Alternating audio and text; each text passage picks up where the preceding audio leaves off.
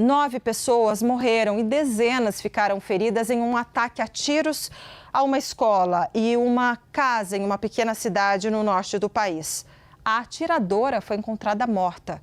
Quem vem contar essa história terrível é a Priscila Yazbek. Ela está acompanhando esse caso e tem detalhes ao vivo dos Estados Unidos. Priscila, um professor brasileiro estava dando aula na escola no momento do ataque. Conta pra gente como é que ele descreveu essa situação e o que você sabe sobre esse caso. Oi, Débora. Boa tarde a você, a todos que nos acompanham. Esse ataque aconteceu na tarde de ontem na cidade de Tumbler Ridge, que é uma pequena cidade com apenas 2.400 habitantes, que fica na província de Colômbia Britânica, no oeste do Canadá. A polícia inicialmente encontrou 6 pessoas mortas na escola e dezenas de feridos. Ainda não informou quantos deles podem ser menores ou se são maiores de idade. E uma 7ª pessoa faleceu a caminho do hospital e a suspeita do ataque, como você disse, foi encontrada morta com um tiro que foi disparado por ela mesma, segundo as autoridades locais. Ela também teria assassinado outras 2 pessoas em uma casa da cidade e dezenas de pessoas ainda estão passando por tratamento médico, então não se sabe exatamente se o número de vítimas pode aumentar. As autoridades enviaram um alerta aos moradores da cidade, descrevendo essa suspeita como uma mulher de cabelo castanho usando um vestido, mas não divulgaram mais detalhes sobre ela, também não informaram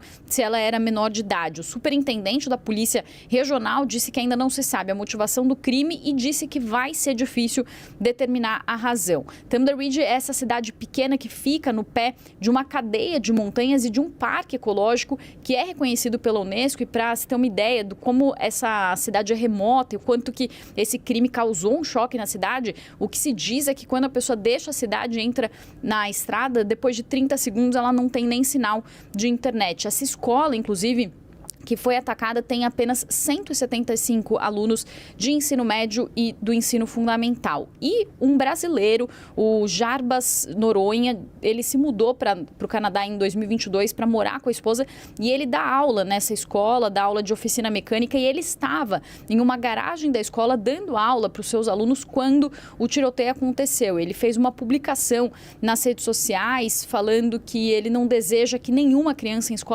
em idade escolar tenha que passar o que os seus alunos passaram. Também disse que a sociedade está doente, mas ele relatou que talvez ele estivesse no lugar mais seguro da escola, que era uma garagem, e que haveria um espaço ali para eles saírem por um outro local caso a atiradora chegasse até essa garagem. Ele deu uma entrevista ao jornal The New York Times. Ele falou que ele e a sua turma ficaram barricados por cerca de 2 horas e que ele só entendeu a dimensão do que tinha acontecido quando ele chegou na sua casa por volta das 19 horas do horário local. Não só ele, como toda a comunidade ficou em choque. O prefeito da cidade disse que se trata de uma comunidade pequena, que ele não chama os moradores de cidadãos, de moradores, mas sim de sua própria família, tamanha proximidade entre eles. E o primeiro-ministro do Canadá, o Mark Carney, também se manifestou. Ele prestou condolências e disse que as suas orações estão com aqueles que perderam entes queridos nesses atos terríveis de violência. Esse tipo de ataque à escola é muito raro no Canadá,